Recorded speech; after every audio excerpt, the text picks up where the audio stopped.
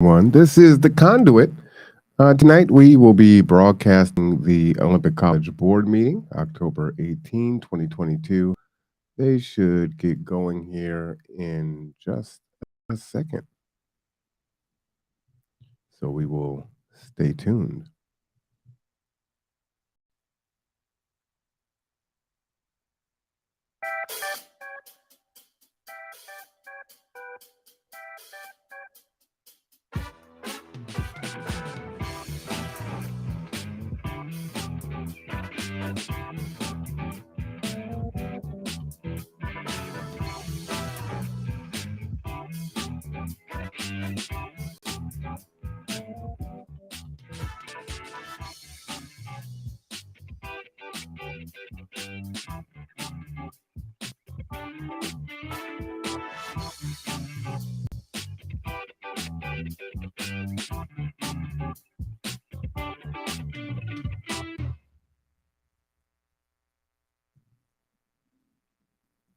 All right, like I said, they should be getting going momentarily. Couple programming notes. Bremerton City Council meeting tomorrow. Please consider attending in person and making your voice heard. Very, very important tomorrow. I'm also going to go ahead and post in here the information for the workshops and the budget workshops in case you want to get involved in those.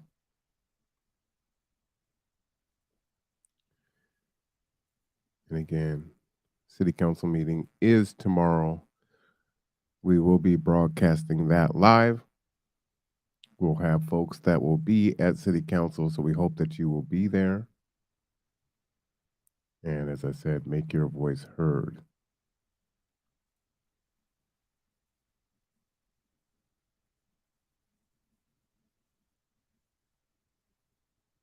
All right, looks like they should be. We begin tonight's There meeting. we go. I want to acknowledge our decision to return to a hybrid format for our regular board meetings. We appreciate the feedback received from the college community, and we are committed to being accessible to the public. Our intent in this decision to return to in-person meetings was that we felt in-person meetings allowed us better to establish and grow relationships with individuals in the campus community at large. The board will continue the conversation of our meeting format and how best to conduct the business of the board. So thank you. We do not have a study session tonight. However, Trustee Ekman has requested the opportunity to address the room prior to moving through tonight's communication items. Trustee Ekman, you have the floor. Yes, thank you, Chair Miller. So, good afternoon. President Gavaluzzi asked me to take a few moments at the start of today's meeting to clarify some statements I made at our last board meeting. I told him I'd be happy to do that, but at the same time, I wanted to do something I've not done before, and that is to introduce myself to Olympic College. So I'd like to take a few minutes to describe my background and career, and maybe help you understand my approach to serving as a trustee and why I ask so many questions.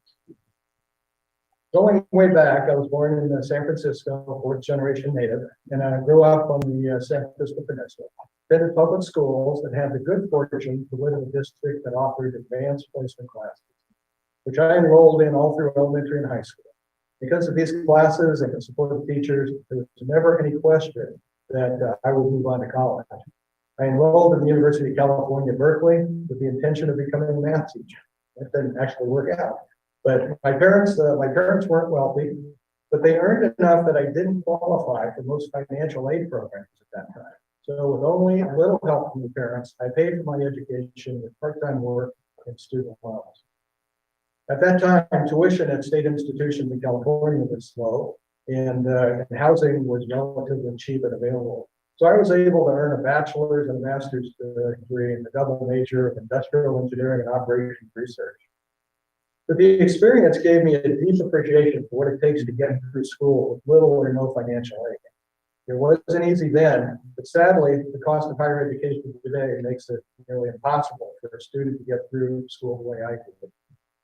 Thankfully, there was a cap on student loans, only $2,000 a year. So my debt at graduation was over $10,000. I can't imagine how my life would have been different had that debt been in the six figures.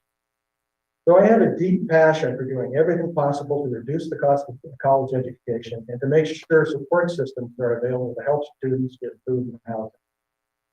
Since graduation, I've done a lot of things. For 20 years or more, I worked in management consulting and helped companies solve big business problems. I completed projects for dozens of companies and often pinched myself at how fortunate I was while still in my late 20s to be making important presentations to the boards of directors of major US companies. While I found consulting to be very exhilarating and challenging, it was also very wearing. I was constantly on the road and saw little of friends and family. Twice I quit to take what I call real jobs as the chief operations executive of a early stage technology company. These positions presented new challenges, and so I couldn't now just focus on strategy and technical issues. I also had to manage an organization and navigate politics. But after a few years in each job, I decided I needed something new. I had been working with many entrepreneurs in Silicon Valley at that point, and one day it occurred to me, these guys really weren't any smarter than I was. So maybe I should start my own company. So that's what I did. Consumer electronics retailing business. I wrote a business plan, recruited a team, and raised money from investors. The experience was very exciting and a spectacular failure. I came to refer to it as my PhD in the humilities. I vowed never to do that again, but that didn't last long. 2 years later, I teamed with a couple of engineers to develop computer programming tools for the education market. This turned out a little differently. Apple Computer took note of our work and bought the company to expand their educational software. By now, I had a pretty good reputation and a unique set of experiences as a consultant, an operating executive, and an entrepreneur. I was recruited by KPMG to lead a small practice focused on leading turnarounds for technology-based companies.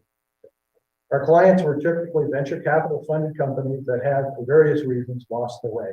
My job was to get them back on track, sell them, or shut them down. Again, the work was exhilarating, but too often involved flying out on a Sunday afternoon and returning home late Friday night. Not a sustainable lifestyle. After leading a couple more local startups, I decided it was time to retire. By this time, I had developed many ties with the Center for Entrepreneurship at the University of Washington and was a frequent guest lecturer.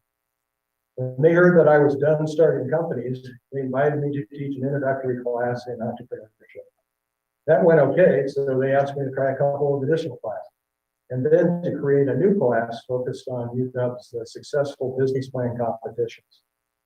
This new class drew students from outside the business school, from sciences, engineering, law, public policy, international relations, and others, and introduced them to the basic principles of starting a new company. This experience was very rewarding, and other than the adjunct faculty pay. And I'm proud to say the entrepreneurship program at UW has led to the formation of dozens of companies. And after 10 years of teaching, I decided it was time to retire again. My wife and I moved to Bainbridge Island to work in the yard and lend our expertise to local nonprofit organizations. I became the board president of Fishline in Paulsville, and over the next 4 years led the effort to raise $4 million and build a new food bank and comprehensive services building in Paulsville. With the services center, we pioneered a new business model where we invited social service agencies to take up residents at Fishline rent-free and provide services for our North County clients. Peninsula Community Health Services was the first to move in, building out a dental clinic for low-income clients. Today, there's also mental health counseling, legal aid, immigrant assistance, veteran assistance, and many other services available on-site at Fishline. Which brings me to my current position as the trustee at Olympic College. I pursued a seat on the board with 3 goals. I wanted to expand the availability of classes at OC Paulsville. I wanted to establish a vibrant entrepreneurship program here at OC. And I wanted to ensure the housing, financial, and other support needs of OC students were adequately met. But as often the case, events took over my agenda, less than 6 months after joining the board, we had the COVID shutdown, which is curtailed my efforts. Now, enrollment and student achievement and completion is my new mission. Bringing back those students who left and starting and attracting new ones. Realizing that this problem was not unique to OC, I got involved at the state level and now serve on the Washington Board of College Trustees and as the Washington State Coordinator for the National Association of Community College Trustees. Through these positions, I'm able to meet and talk with trustees and presidents across the state and look at issues from beyond the purview of Olympic College. And not surprisingly, there are many divergent views on any particular issue. Which brings me to the first point of clarification regarding my comments at our last meeting. In the course of questioning Teresa Ramos about her presentation on the Running Start program, I related a conversation I had with the superintendent of schools in North Kitsap and a Apollo City Council who had raised the issue of equality in the program. The superintendent is not a big fan of Running Start. She contends that fewer than 10% of high school students have the maturity to handle a college environment, and that the program pulls the best and brightest out of the schools, her words. I think I then added something that students tended to be white, which upon study is true. Apparently, this was interpreted by some as me saying the best and brightest students are white. That is not what I said. This was not the first time that I've encountered this view of Running Start, by the way, in conversations. In fact, I've been told that the state superintendent of public instruction has expressed concern about the program. My reason for taking the question, for asking the question, was not to espouse a point of view, but to find out how Teresa addresses the objection. And while we didn't have the time to get into it, I'd like to schedule another study where we're able to dig into other types of programs like dual credit and college and high school, and then address the real and perceived inequities in the Running Start. One final note, though. After the meeting, I asked for and received a report on demographic makeup of OC Running Start program, and was very pleased to see that we're making some great progress on the equity side. In the fall of 2019, 17% of the Running Start cohort were students of color. This fall, the number is 32%, almost double. Congratulations to Teresa and everyone else involved in the program. Which brings me now to the second point of last month's meeting, where I was asked to clarify, which is my comments regarding the work to date of the Faculty Senate. One of the reasons I've gone through this lengthy introduction today is to demonstrate that I have deep experience with companies facing big problems. I know firsthand how painful it is to dismantle an organization that is operating in a financially unsustainable mode. And that's where we find ourselves here at OC. Enrollment is down 30% over the past 2 years and down 40% over the past 10 years.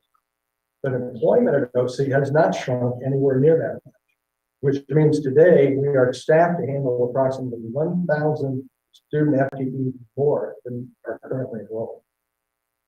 The faculty must especially see this with fewer classes and or fewer students in each class. This whole thing is unsustainable. The only reason we've been able to get by this far is due to COVID relief money from the federal government.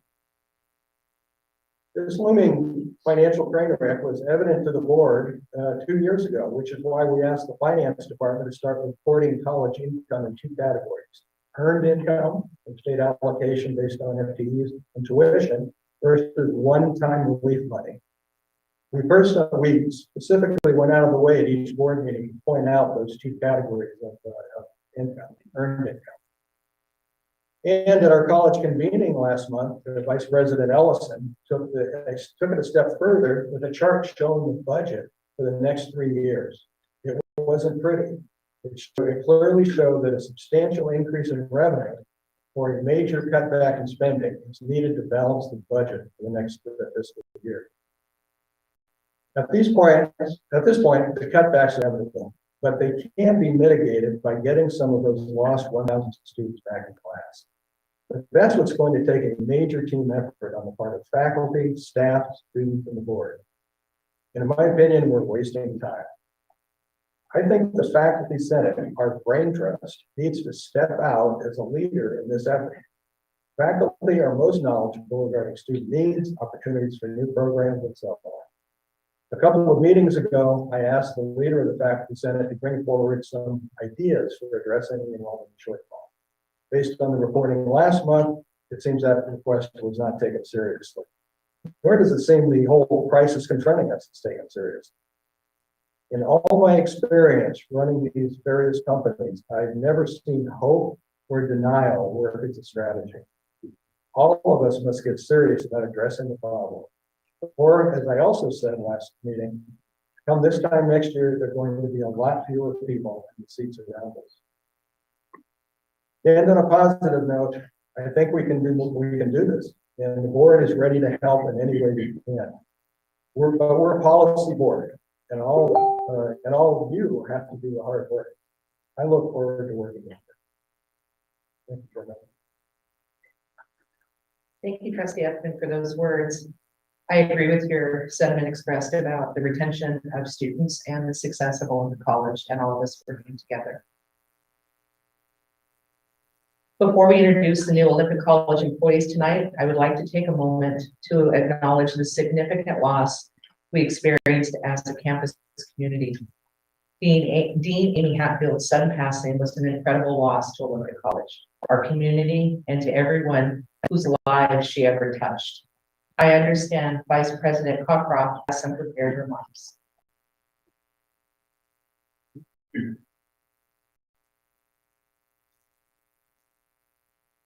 Thank you, Chair Miller. It's my honor to say a few words about Amy Hatfield. The words I will speak are not mine alone, and I want to thank all who contributed to them, and especially Dr. Mary Garjul, the Vice President of Instruction for most of the time Amy worked at OC, and Dr. Terry Cox, Interim Dean of Workforce and Economic Development at OC, and a longtime community and technical college system colleague of Amy's. For the past 13 years, Amy Hatfield served as Dean of Workforce and Economic Development at Olympic College. Within our state system, these positions are widely regarded to be among the most difficult, and with wide-ranging responsibilities of grants and program development, with levels of complexity most at the college know little about. Amy was good at her job, well suited to it, and deeply passionate about it. By objective measures, such as students served by our workforce grants, our programs and Amy's team perform at some of the highest levels in the state.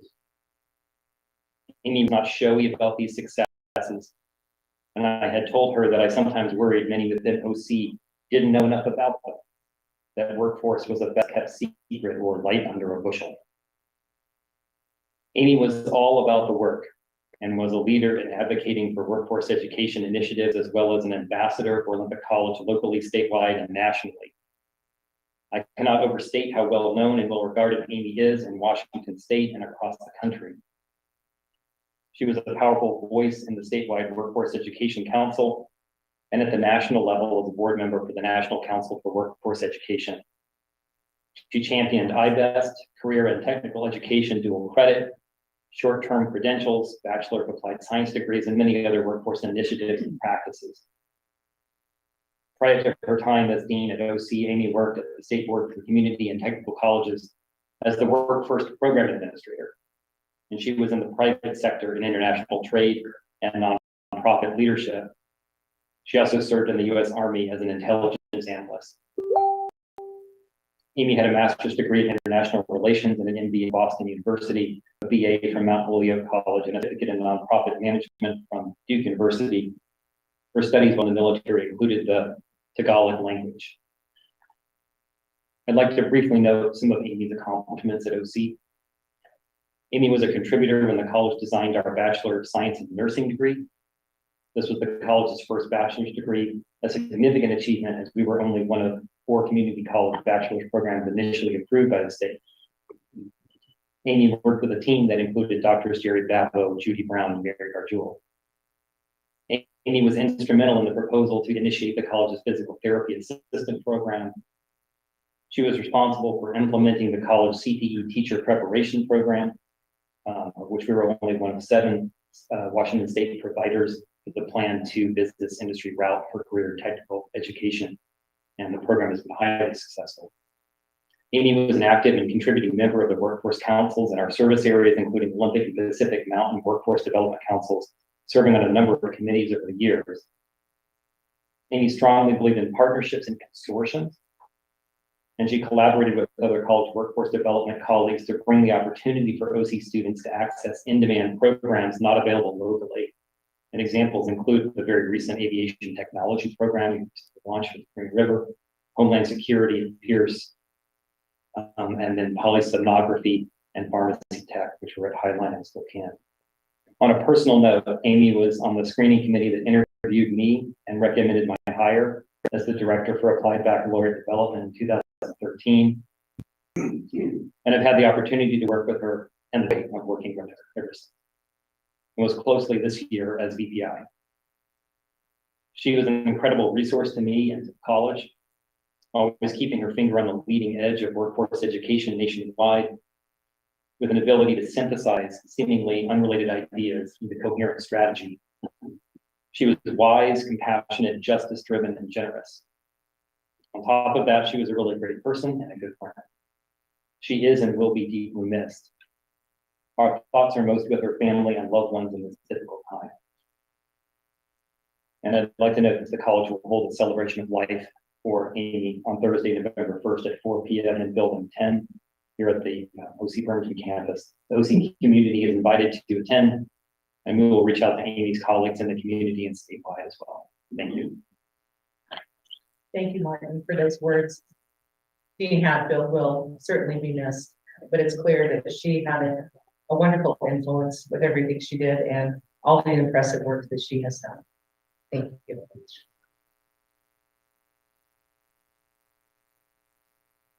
We'll move on to communication items. Introduction of new Olympic College employees. Madam Chair, we have a few new employees to be introduced tonight. Seaman in Berlin. Thank you. I first want to echo Martin's comments about Amy.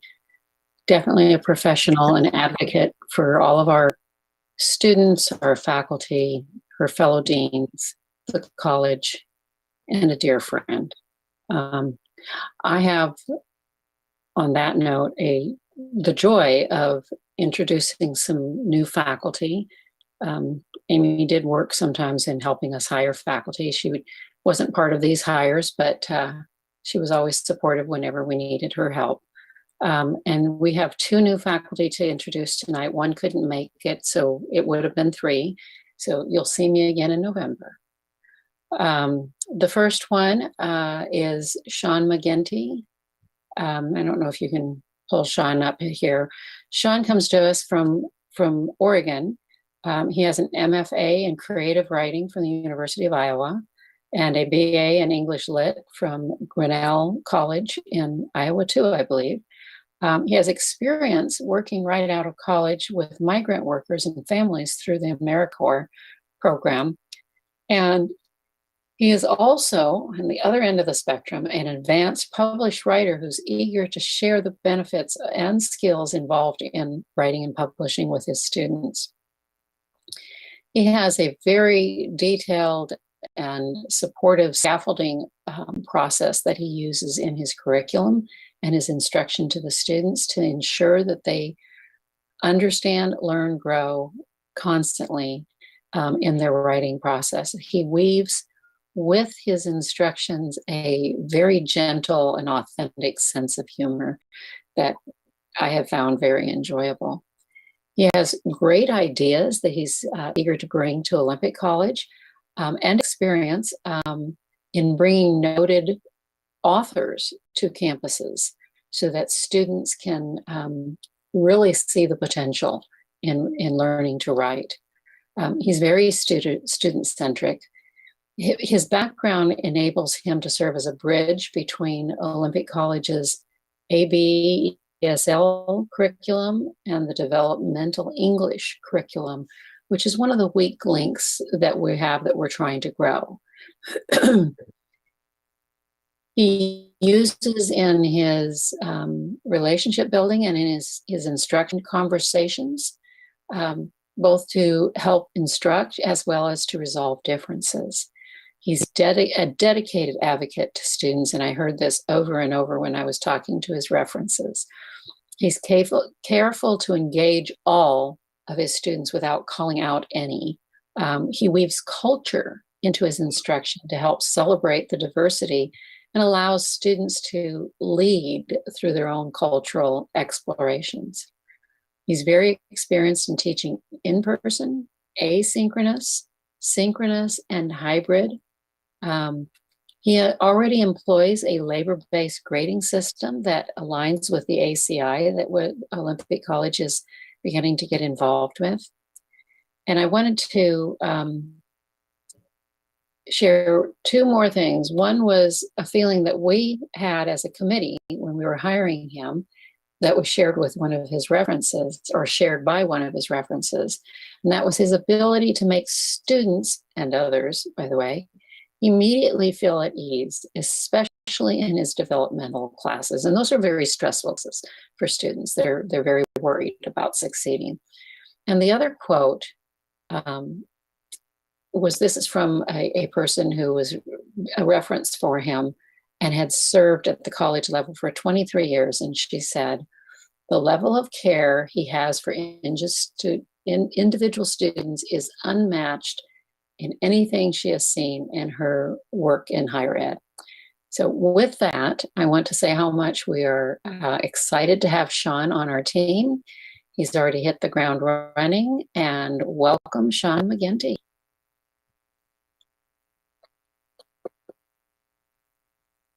Sean here. Sean is there, you can say a few words.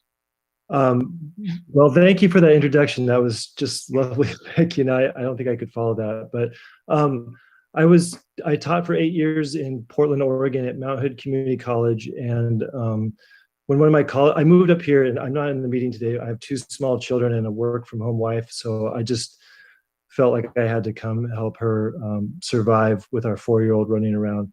But I worked at Mount Hood Community College for 8 years previous to moving here. And when one of my colleagues heard I was moving to Olympic, they just talked about what an amazing school it was. And I had seen the facilities, which are incredible.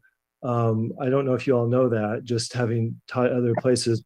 But then having met the people in the community, I just have to say it's a lovely, just a wonderful place. And you're a real treasure to the community, and it's an honor to work for you all. So thank you so much.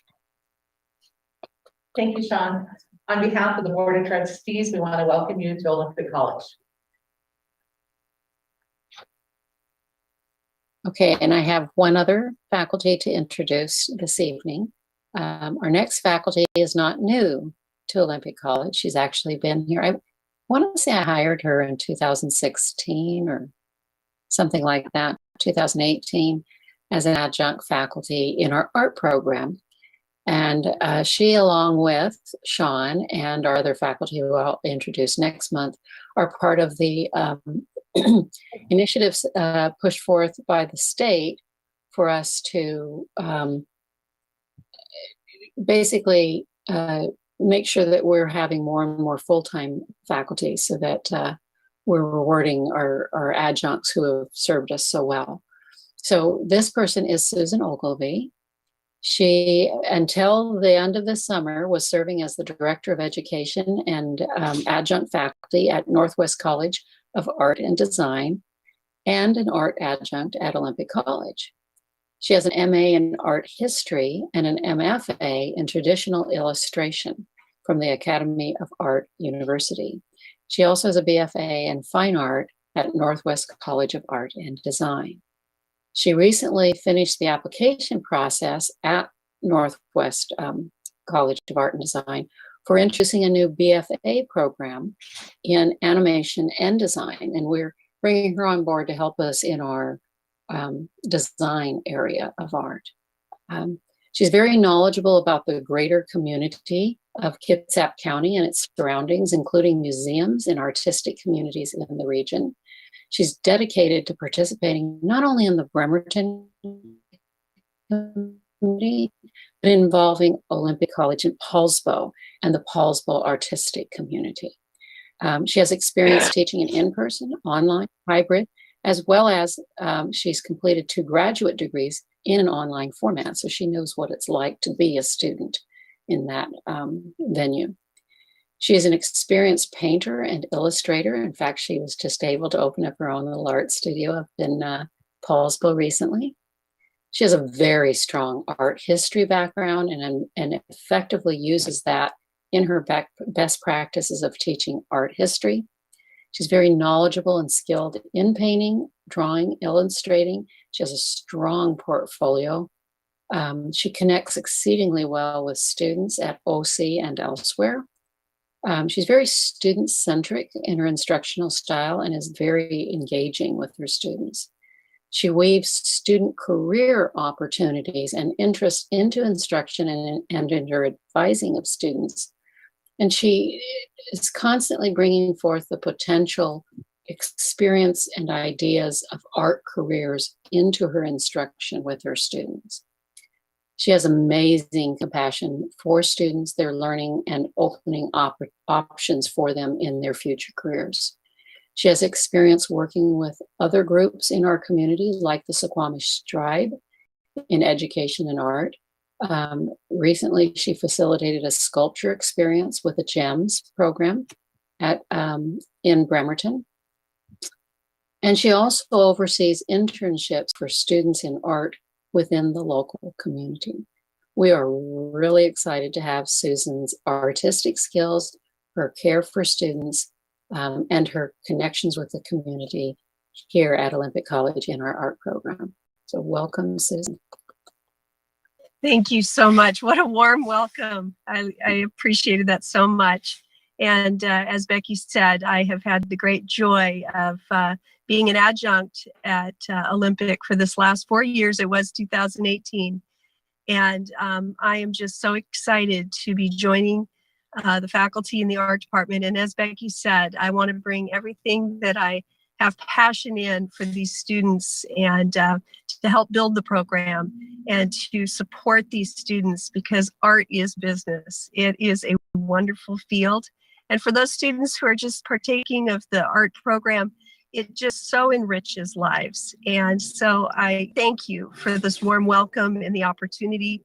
And I'm very proud to be part of OC. Thank you, Susan. On behalf of the Board of Trustees, we want to welcome you to OC.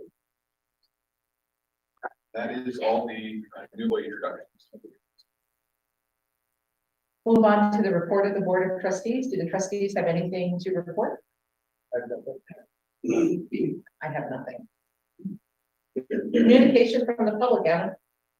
We do have one communication from the public tonight, and that's Val Moore.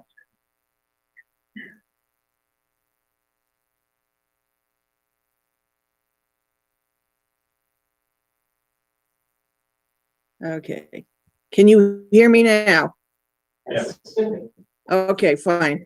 I'm going to read the letter that I would have had somebody else read, but since you have put Zoom back on the menu, I could give it to you in person. I don't know if that sounded right, but anyway. I would have liked to have delivered this to you myself, but I'm unable to do so since you removed my only way to communicate with you directly, which is via Zoom. So I thank my friend for standing in for me. Your decision not to utilize the hybrid communication system you have previously used in conducting your Board of Trustee meetings is indefensible. It shows a lack of support for those who cannot physically attend your meetings.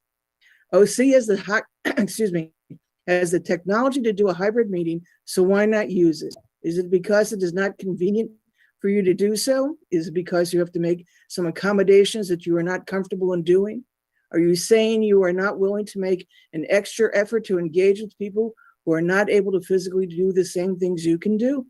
Prior to COVID, people could not envision having the ability to do so many things virtually that they do now. Why is the Board of Trustees retreating to past practice? If you really believed in diversity, you would not be doing this. I hope that the November meeting at OC will go back to how things have been conducted during COVID. This would show that OC understands diversity in all its forms and does not support discrimination. If you'd like to discuss it with me, please feel free to send me a Zoom link for a mutually agreed upon time. I know that I shared a piece of a final bill report from Olympia, which talked about this particular issue and said that if you are going to give people in person the opportunity to comment, you must do the same for those who cannot physically do that. For me personally, I can't physically make it there. So you have would have shut me out entirely. And I don't appreciate that. I'm somebody obviously who speaks my mind when I think I need to do so. I also have heard from a number of people just who know me saying thank you for raising this issue and making sure that OC does pay attention to these things. I don't know why it even had to be a question, but it clearly was something you didn't consider paying attention to diversity and accommodating others. And I will say, being where I am right now, I have a greater appreciation for those challenges. There are things OC still needs to do, like making the doors automatic. I mean, I've always admired John Babo's ability to get into the classrooms by, pulling the door and zooming his chair through. I don't know that I would have the strength, the ability to do that. He shouldn't have to do that. There should be automatic buttons on all the doors in all the buildings. But anyway, I won't go any further. I just wanted to say thank you, though, for going back to the hybrid meetings. So, because I know it's not just people like myself who are disabled, but also those who have other family issues, work issues. It's more than that. So I thank you. That's it. Thank you for your comments. Is there any more? Madam Chair, there is no more public comments. Thank you, Adam. We will now move to the reports to the board portion of our agenda. Student governance, government of Olympic College Board report. Madam Chair, we have Mr. Brett Palmer. Thank you.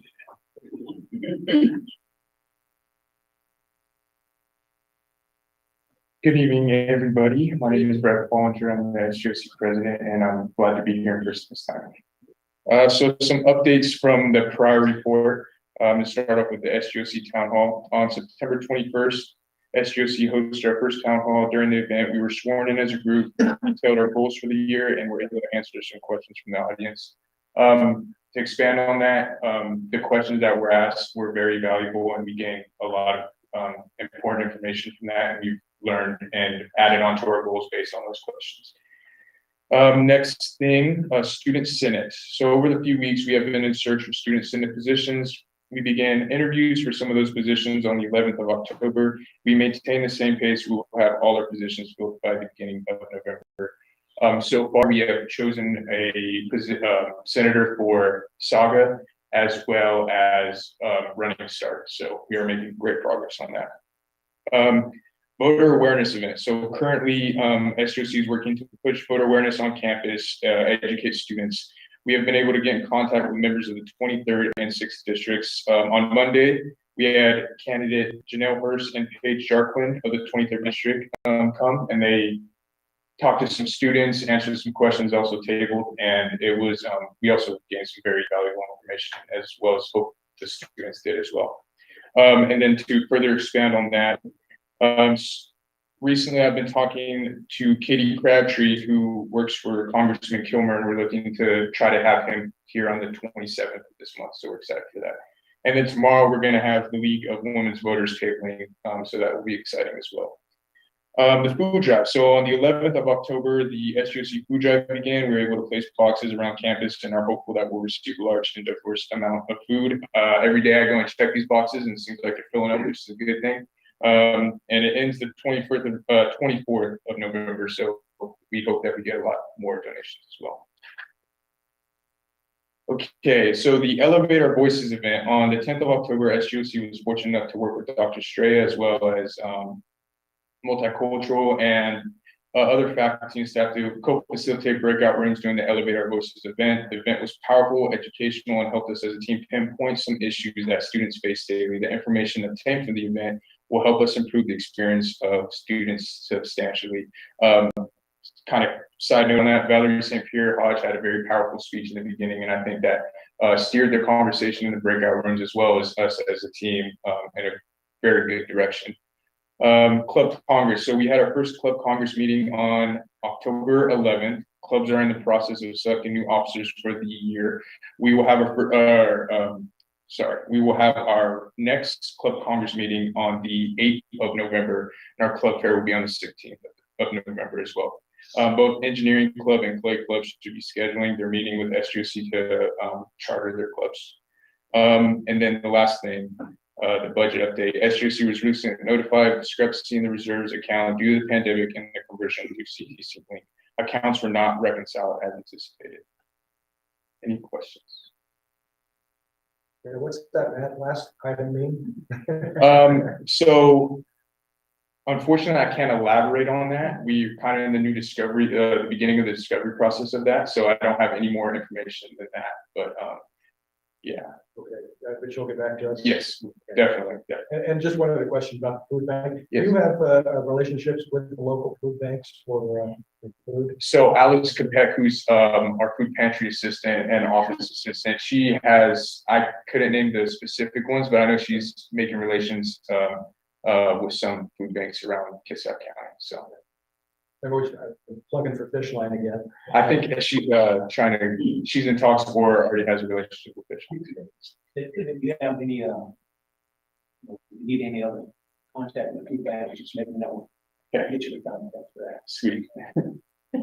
Thank you, Brett. And I was also going to say, I have some options for you to get some grants to help the food bank. I can send you an email if you'd like. I would love that. Okay. Thank you so Yeah. much. Great, good job. Yeah, thank you and keep up the good work. Appreciate it. Thank you.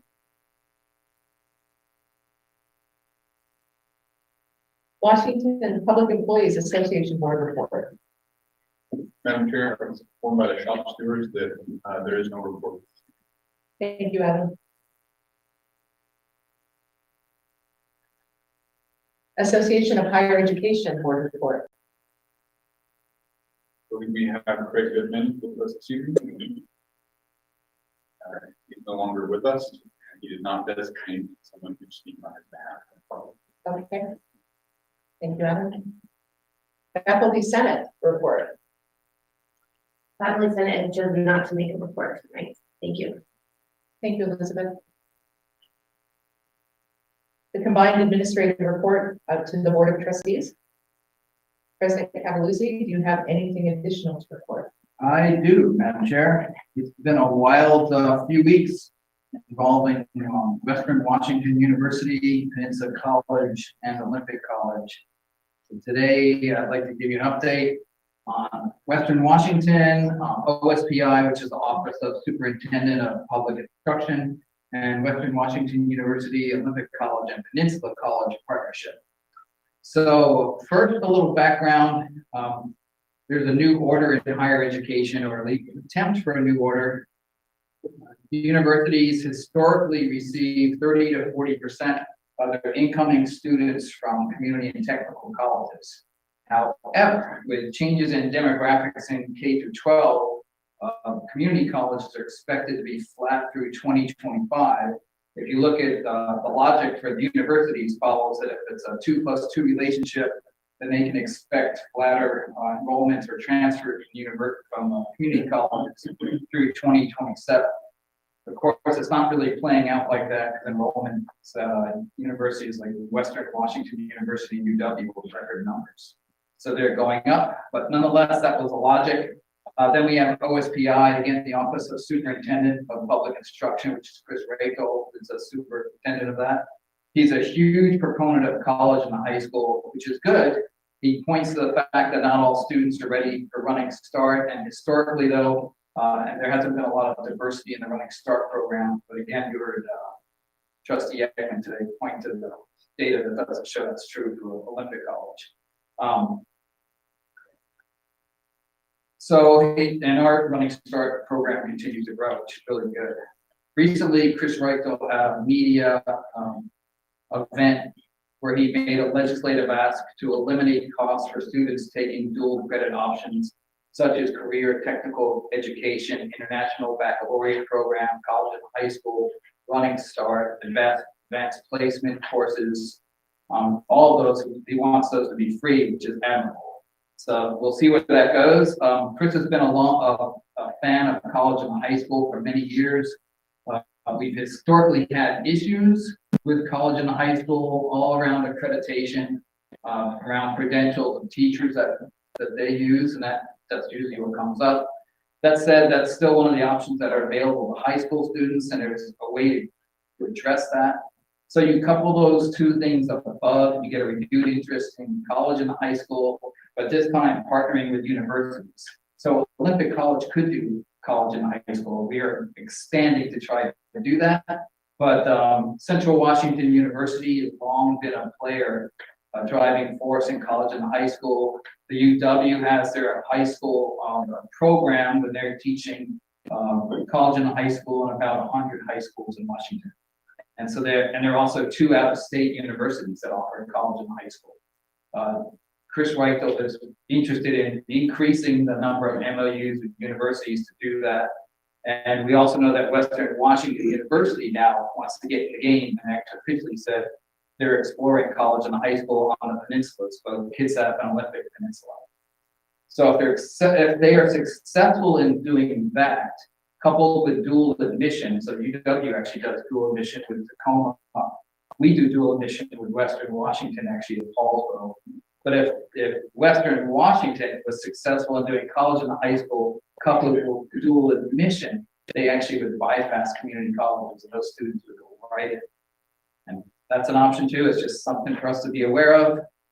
In addition, Western Washington was off, and they still are interested, well, not as much, as offering 4-year degrees on the peninsulas, all 4 years, including first 2 that we did. So to cut out all the busy work and sit here for an hour and tell you all the details, there have been a lot of phone calls, in-person conversations with the president of Western Washington, the president of Peninsula College, our legislators, the state board, and a lot of other people, just to keep things grounded what we need to do and not lose any ground here. So some of the action items coming from meetings with Western Washington University, I just want to let you know what they're interested in doing.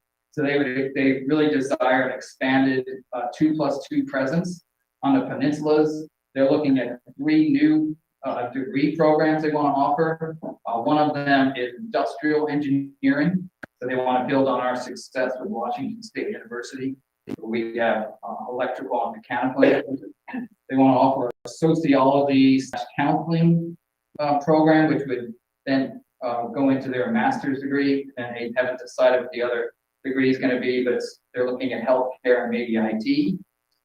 For physical space, they want to use continued use of space in Paulsboro, at OC Paulsboro, and maybe somewhere else in Bremerton. And then so right now there's enough space to deal with all that. They are looking at expanded outreach to for the pipeline for OC and Peninsula colleges to Western Washington. So to that end, they're going to hire some outreach people and advisors with existing students at OC and Peninsula College to help them transfer to their program. That's a good thing. And then there's a new press and media strategy to they want to launch and announce this to be 2+2 partnership. So that's going to happen through meetings with Rotary clubs, a joint Kitsap Sun editorial board appearance between the president of Western Washington and me and some other things around that. In addition, Susie Ames, the president of Peninsula College, and I met with Presidents Sababer and Howell of Western Washington to have a heart-to-heart conversation about the goals, the needs of each institution, workforce and educational needs of the peninsula, our partnership, and other important topics. And one outcome of that meeting was talking points that all 3 institutions will use when we're talking to community members and legislators and others. So the goal here is to strengthen our partnerships and basically do no harm to one another. And we have more work to do in that, but these are some of the talking points that I'll just share with you. The first one is there will be a gradual increase in Western's presence on the Kitsap and Olympic peninsulas over the next 8 to 10 years, with the goal of working with Olympic College and Peninsula College to serve the educational and workforce needs of the region. The second talking point is there will be a limited Western-only brick-and-mortar presence at Western Washington University on the peninsulas, and Western Washington will continue to partner with OC and Peninsula College to use their facilities for program delivery. In the future, Western Washington and OC may explore joint capital projects in Ballsville. Third bullet, it's a 2+2 partnership will be at the forefront of the Western on the Peninsula's instructional programming in collaboration with Olympic College and Peninsula College, including the guaranteed admissions program and a commitment to robust student services in partnership with OC and PC. The fourth bullet, with the goal of expanding post-secondary education in the region, Western Washington will participate in the development of collaborative pathways in partnership with OC and PC, including Western Washington offering limited lower division courses that complement and are additive to community college offerings and serve regional post-secondary needs. We are still exploring what that means because we are set on, they are not offering what we offer. So it has to be something new, and I don't know what that means. And the last bullet, Western Washington commits to an on-site presence with employees housed in Kitsap and Clallam counties to create strong ties in the community. Again, it was a long, twisted road to get to these bullet points, but I'm glad we got there. It's going to solidify our partnership. It's nice to have it in writing, so everyone's held accountable for that.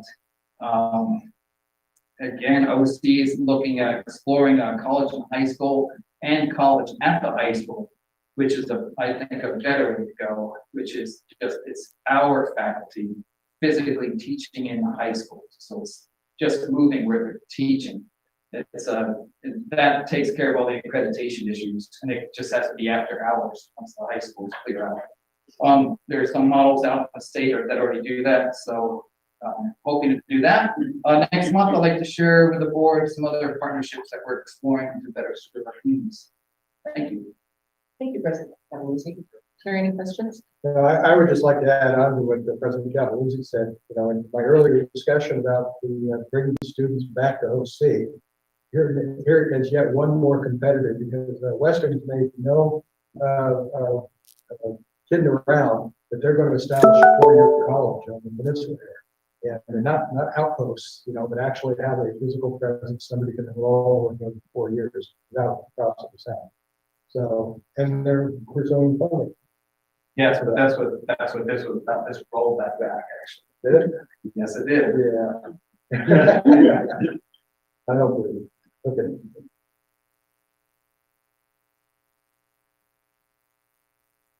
Mr. Cockroft, do you have anything additional to report? I don't. Are there any questions for him for the report? Mr. Estrella, do you have anything additional to report? Yes, very brief, please.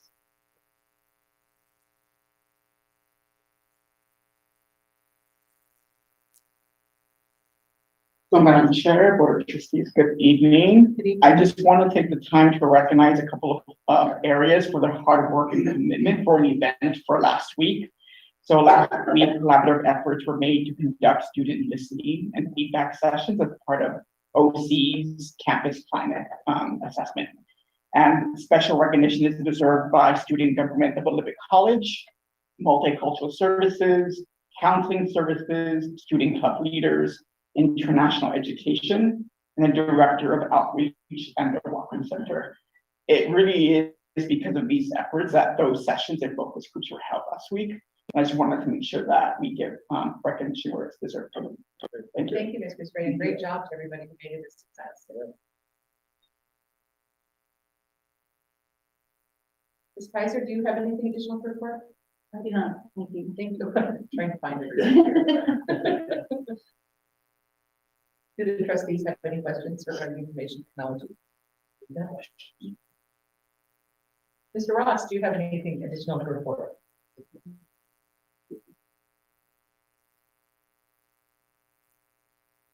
Thank you, trustees. Thank you, President Cavaluzzi. Yeah, I just wanted to say thank you to everybody who attended the community luncheon last week. I think it turned out to be a success. We raised approximately $81,000. And so I'm very happy about that. And I also want to say that I will deeply miss Amy, and that was heartbreaking to have that happen on the same day. Thank you very much. Thank you, Mr. Ross. Any questions? Dr. Tonda, do you have anything additional to report? Dr. Cocker, for vote this evening. Okay, I do not this evening. Thank you very much. thank you, Dr. Tonda.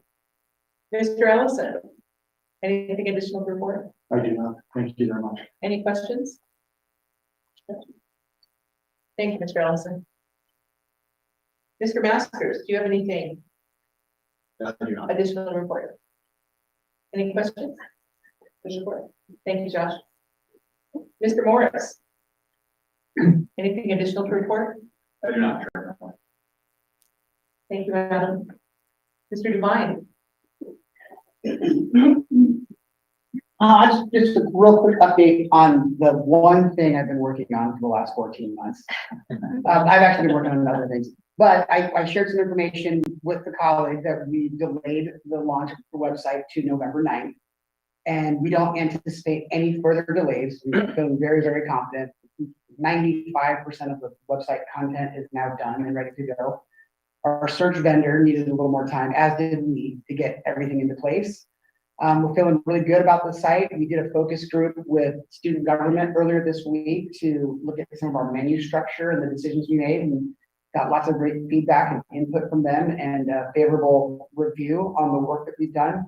We're committed to creating a student-centric, equity-focused, intuitive, engaging user experience for prospective and new students and their families. So November 9th, we've already started our rollout plan, started with a focus group.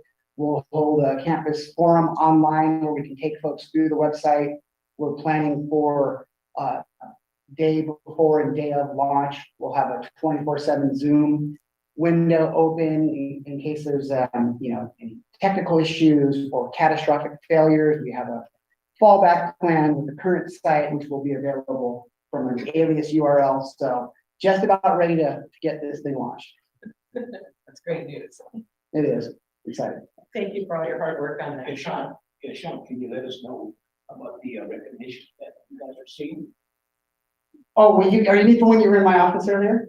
Well, Frankie having come on board during the pandemic hasn't gotten to come to a lot of the different areas of the college. So he stopped by for a portrait today, and I took that opportunity to show off some of the hardware my office had collected in the past for digital advertising. So we're a member of the NCMPR, National Council for Marketing and Public Relations for Community Colleges. And in 2019, we won the Paragon Gold Medal nationally for digital advertising, and we got a bronze previously, and another one for writing. In terms of the website, the vendor, they're very excited about the site. They feel good about it, so they want to go out to see if we can bring home some more hardware for the college. So I'll keep y'all posted on that. Okay. Once we get it launched. And congratulations. Thanks, Sean. We will move into the consent items. Approval of the draft minutes for the September 20th, 2022 regular Board of Trustees meeting. Do we have a motion? Make a motion to approve with that on September 20th, ready for board meeting. I'll second it. A motion has been made and seconded to approve the draft minutes of the September 20th, 2022 regular Board of Trustees meeting. All in favor? Aye. Any opposed? Motion carries.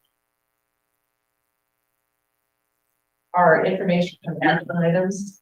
Our first one is the yearly events calendar, October 2022. Adam?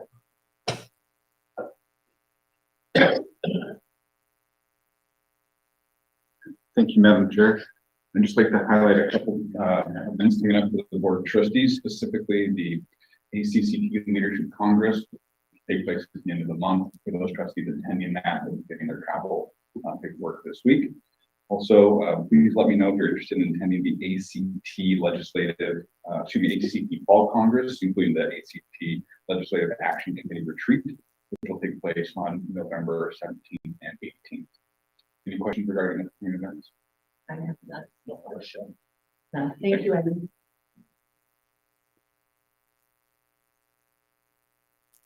Our next information item is the budget update for the month ending August 2022. Mr. Ellison. Thank you, Chair Miller. Good evening, members of the Board of Trustees. I'd like to take this opportunity to provide the board with an update on the current financial status for the college for the month ending August 2022. I will begin by reviewing cash on hand. There was a 1.5% reduction in cash on hand for August over the prior month of July. The difference there, the reduction there was primarily the result of higher than anticipated reimbursements processed with the state of Washington for our tuition and other grant related charges. And that was reduced in part by lower than expected expenses in preparation for the beginning of school for fall. Overall, the reduction was, as I mentioned, 1.1% or around $800,000 in reduced cash. With regard to statement of operations, our revenue and expenditure report, I wanted to kind of just set the stage a little bit. Normally, the usefulness of comparing your statement of operations is by comparing the current month with the prior year's month, so August to August. The challenge is that we've had a number of kind of one-time events happen over the last several years that kind of impact that comparability. The first is COVID. We've been in kind of a COVID state for the last several years, which have distorted our results when compared with prior years. And even more recently now, the college has made a change in how we are accounting for and actually posting payroll transactions against the state appropriation. So long story short, that's an accounting practice change that causes a distortion in the current year's reporting compared to prior years. The way that will impact the way that should impact reporting through the rest of this fiscal year is lower than expected tuition-related revenue. But it will basically, by the end of the year, it will have netted out. So revenues in real terms will be the same. The timing will be different than is expected, than would be expected. That said, revenues for the month of August 2022 were $1.5 million less than was reported a year ago, August. And again, primarily the result of this accounting practice change. Down in the revenue section, there were a number of things there. As I mentioned, the impact of COVID and the fact that we're now kind of coming out of COVID and moving into more of a on-campus in-person mode, which has caused there to be increased expenses in some areas and reduced expenses in others. The long story short is that despite these changes, revenue for the month ending August is still, revenues are $1.36 million over expenses. So we are in the black by $1.6 million at the end of the month, which is good news. It's again, it is less than would have been expected based on prior years, but we're moving in the right direction. I'd be happy to try to answer any questions that you might have about this report or anything else that you might know. All right, thank you very much. The college recommends that the Board of Trustees accept the budget update for the month of August 2022 as an information item. Chair Miller. Thank you so much. We do accept that. Thank you, Mr. Ellison. Thank you.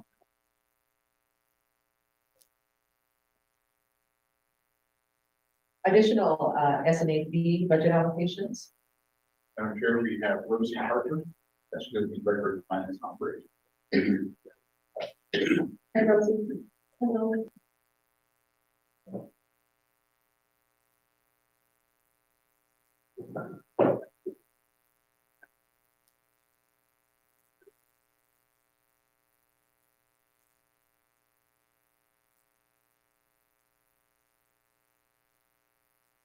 Madam Chair, Rosie had the PowerPoint presentation that was included in the board packet. Oh. She would like to kind of walk through that with you. Sure. So we can have the board to the front row here, we can drop the screen and project that.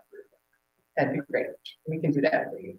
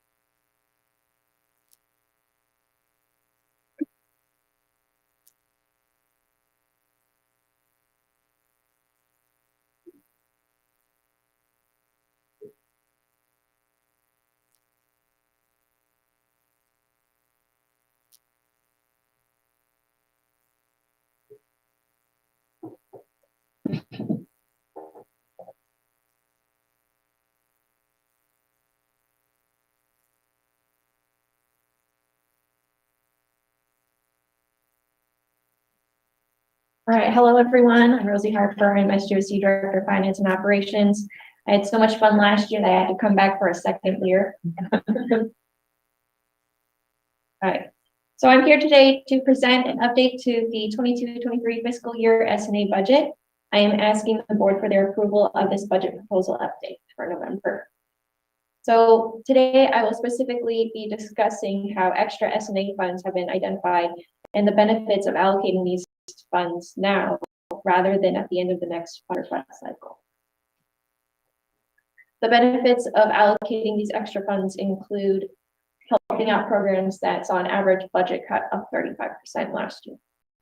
Due to higher than expected enrollment and an increased number of students on campus, lots of more programs need funds for programming and such.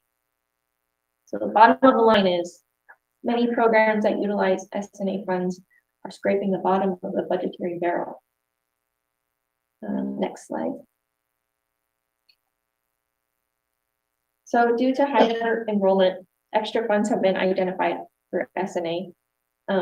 So the way that the SNA allocation works is that the business office gives the SNA budget hearing a allocation that is a conservative enrollment based on, or that is a conservative projection based on enrollment trends.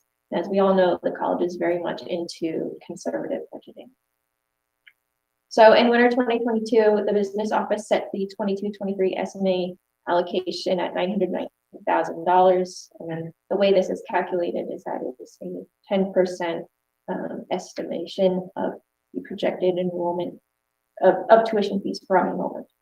In this fall quarter, we found that the 990 was too conservative, and that the reality of the 10% of tuition fees was greater than $990,000. Next slide. So I received confirmation from Ron Ellison and Angela Hamilton as to how much we would be able to allocate if this request is approved. SGOC approved the budget for this fund request on our very first executive council meeting on September 28th. And Dr. Taga has also agreed with the way that the proposal will be spent on October 5th. So our next and final step is the board approving this in November. Next slide. So as you can see, this is a wonderful report that has been pivoted from the CTC link. It's a trial balance report. And if you look in the green square, it says that we had $1,452,000 in resident tuition. So if you deduct waivers, then you get $1,401,000, and then if you deduct $990,000 from that, you get $400. $11,850.19, which is the extra amount that we can allocate. And so that is the 411 on the $411,000 that we have.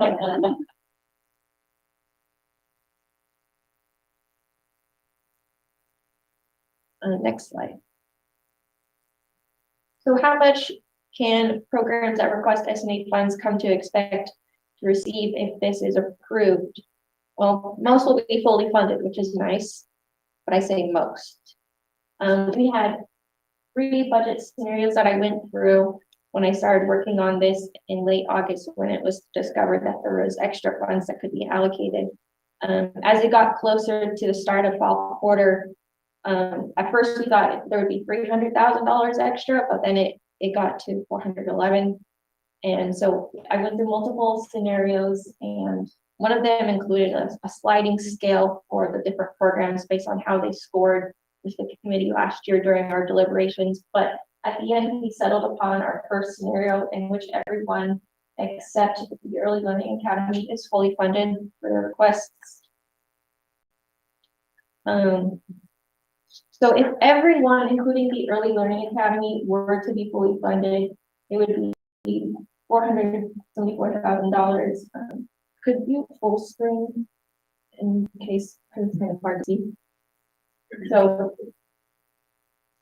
could you scroll down? So yes, the total sum of everyone being fully funded is 474, which is $62,000 over 411. So that's, you have to deduct $62,000 from somewhere in order to get under $411,000. We decided to cut somewhere, and that is from the Early Learning Academy. Next slide, please. Tom, this slide is for you. I anticipate that you'd be asking this question. So I'm sure everyone is curious, why was the Early Learning Academy the only one who was not fully funded if this request were to be approved? So for fiscal year 22-23, the Early Learning Academy requested $358,000. That's 36.18% of the original 990 allocation. The SNA Budget Hearing Committee did not feel it was prudent to fully fund the Early Learning Academy for several reasons. One of the reasons was that the total number of students served was lower compared to that of other programs.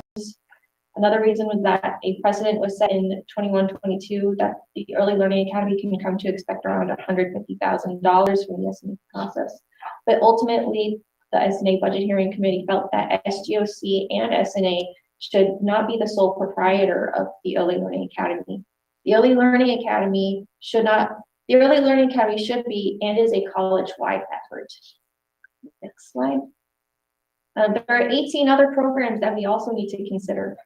And so we figured that it would be best to fully fund everyone else with smaller requests, and then the Early Learning Academy can receive what was left. So if this allocation request is approved, the Early Learning Academy will receive 82.64% of their original fund request, which is much better than receiving less than half, which is what they're at currently. So if approved, the Early Learning Academy would be receiving an extra $146,000. That is almost double their original award that was approved in the spring. This would add an extra $146,000 to the already allocated $150,000 that was approved in the spring. And I can very much assure the board that this $146,000 would go far in helping recruit more teachers. Lastly, I want to share some quotes with you all from those who oversee programs that heavily rely on SNA funds in order to have operational and viable programs at the college. Nadine Hayes from Tutoring says, "We are seeing a large increase in usage, primarily in-person tutoring services, and this funding would allow us to increase hours and the number of tutors. Additionally, the tutors could see a pay raise. This pay raise is needed to help recruiting more tutors and to stay competitive with other companies. Currently, a prospective tutor could work hourly at McDonald's and make more money, for example." Jody Collins from Multicultural says that if her program was fully funded for 22-23, Multicultural would be able to fund up to 30 students and 3 advisors to attend the annual Students of Color Conference at no cost to the students.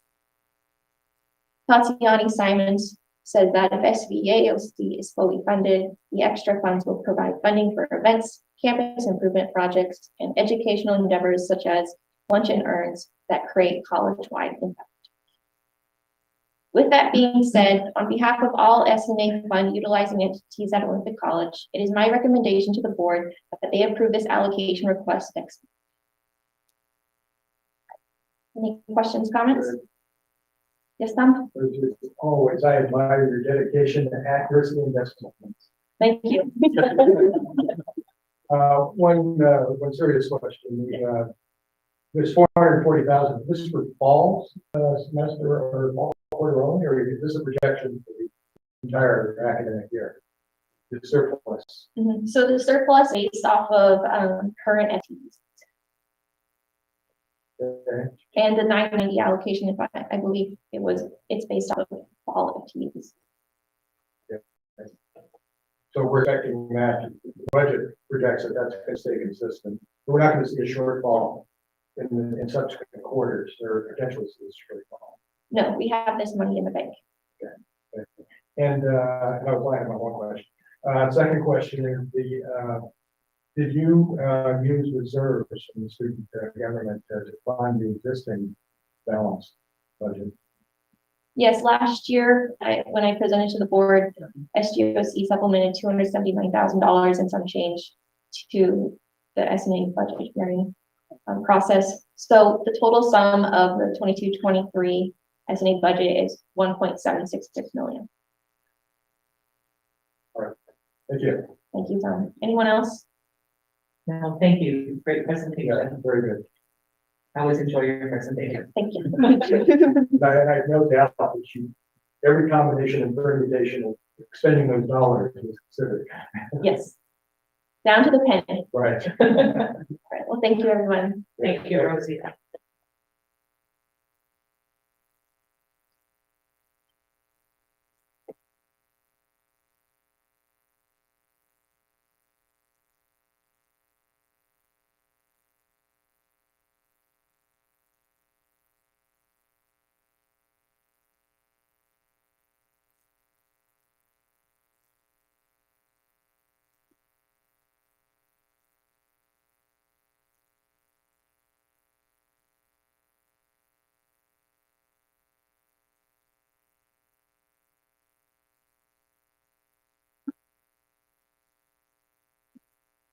Administration appointment letter policy change, Josh?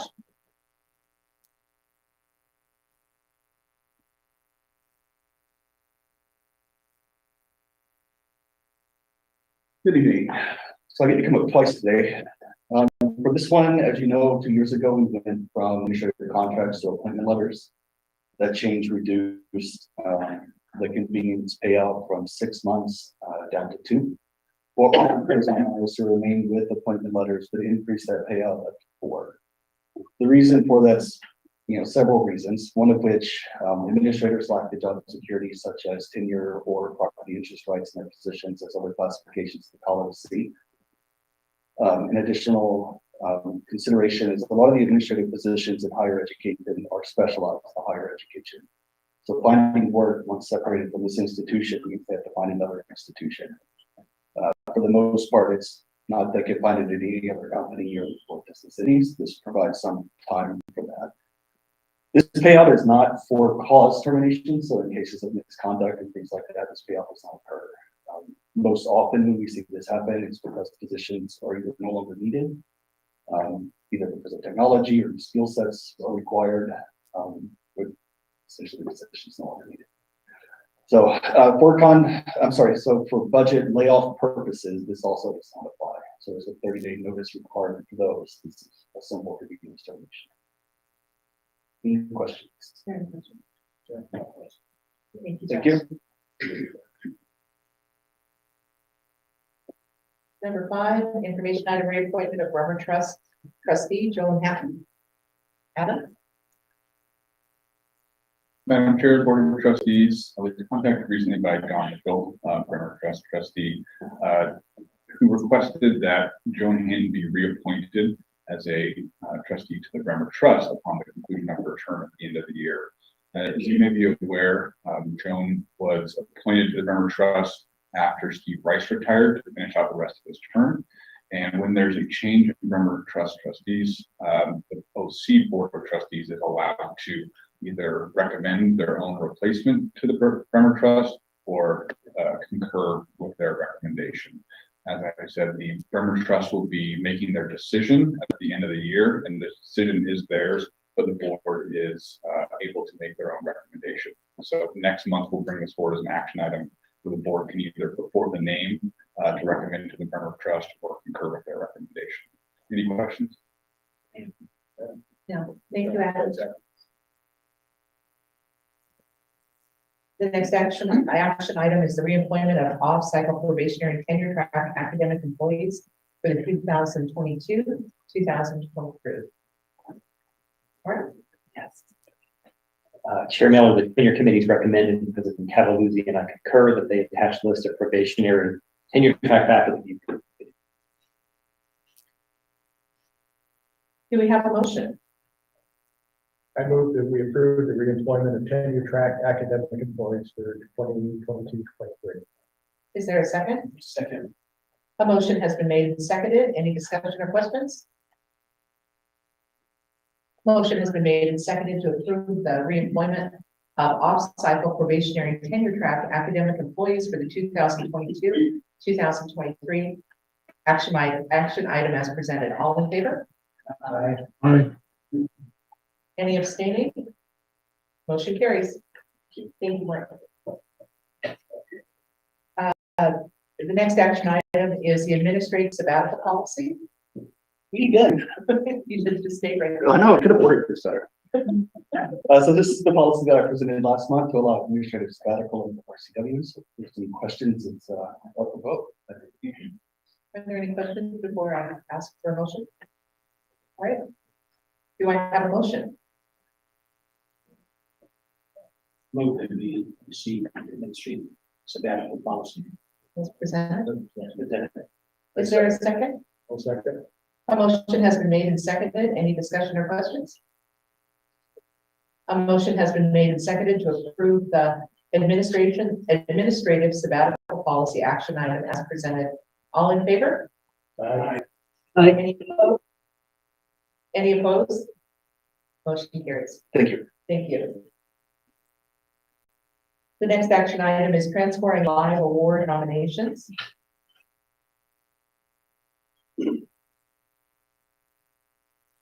Madam Chair, Board of Trustees, in your board packets tonight, you've received the applications for the ACT Transforming Lives Award. It's up to the Board of Trustees to select the student who will be nominated on behalf of Olympic College to the ACT organization. Happy to answer any questions. But it'll be up to the board to make a recommendation on which student. How are we going to do this?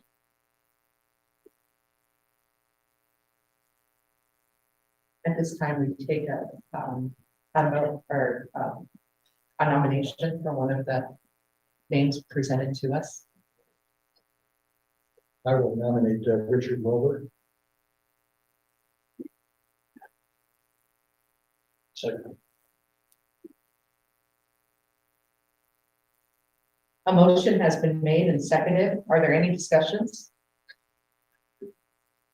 A motion has been made and seconded to nominate Richard Wilbur as the Olympic College Transforming Lives Award candidate. All in favor? Aye. Any opposed? Motion carries. Congratulations, Richard. I would just add these were all. They were all really good applicants. I agree. Wish they allowed more than one. Yes.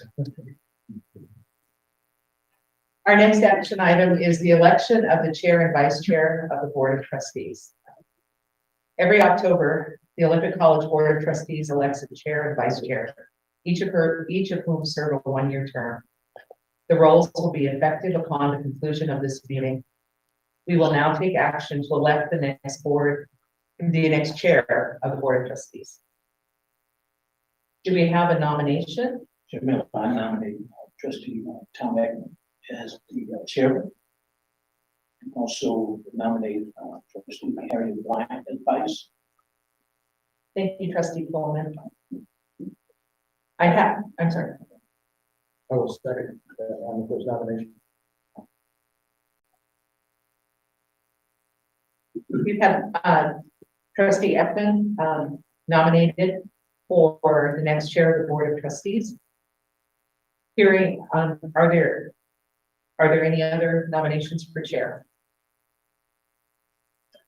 Hearing none, a motion has been made and seconded.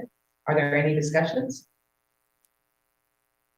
A motion has been made and seconded to elect trustee Tom Ekman as the next chair of the Board of Trustees. All in favor? Aye. Any opposed? Motion carries. Congratulations, trustee Ekman. We will now take action to elect the next vice chair of the Board of Trustees. Trustee Coleman has nominated trustee Harriet Bryant as the next chair of the Board of Trustees. Are there any discussions or any other nominations? Is there a second? I believe trustee Ekman, you seconded. A motion has been made and seconded to elect trustee Harriet Bryant as the next vice chair of the Board of Trustees. All in favor? Aye. Aye. Motion carries. Congratulations, trustees Ekman and trustees Bryant, on your elections. Thank you. And I just want to say, as outgoing chair, it's been my pleasure to serve the chair position this last year. And I look forward to continuing to working with all of you as we move forward and working together for the best interest of the students in the college, supporting the new chair and vice chair. Thank you. And I will lean heavily on your experience. Oh boy. Thank you. There is no executive session. Is there anything else for the good of the order? With no other items for the good of the order, this meeting is now adjourned. Thank you, everybody, for coming. Yeah. Yeah.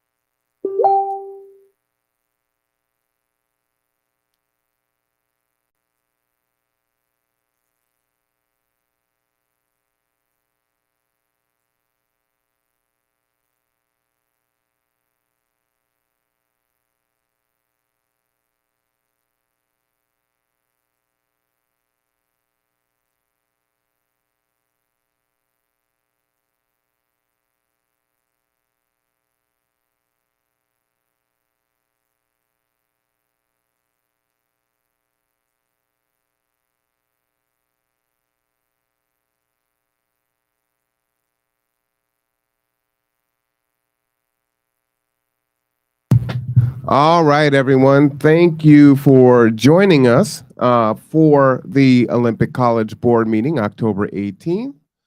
Hope that you found something fruitful from that. I may do a follow-up show and just kind of give you my thoughts. In the meantime, tomorrow is the city council meeting. So we hope that you will either attend in person or come on in Zoom, as they are talking about budgets tomorrow. So this is a really important time. There does appear to be a few $1 million in surplus. And so one of the things that we're looking at is asking the city to support those on ML King in regards to bathrooms and showers and just taking care of those very, very basic needs down there. So if you wouldn't mind, lending your voice to the unhoused down there, they will appreciate it. We will appreciate it. And so let's be good community neighbors. Again, I've got the link in the chat for you. And we will see you tomorrow at 12 p.m. for Tipping Points and Puzzle Pieces. Oh, I'm sorry, that's 1 p.m. for Tipping Points and Puzzle Pieces. We'll see you at 2 p.m. for the Kitsap Housing and Homeless Coalition meeting, and then in the evening for the City Council meeting. All right. So I am R1 Cameron. This is The Conduit. We will see you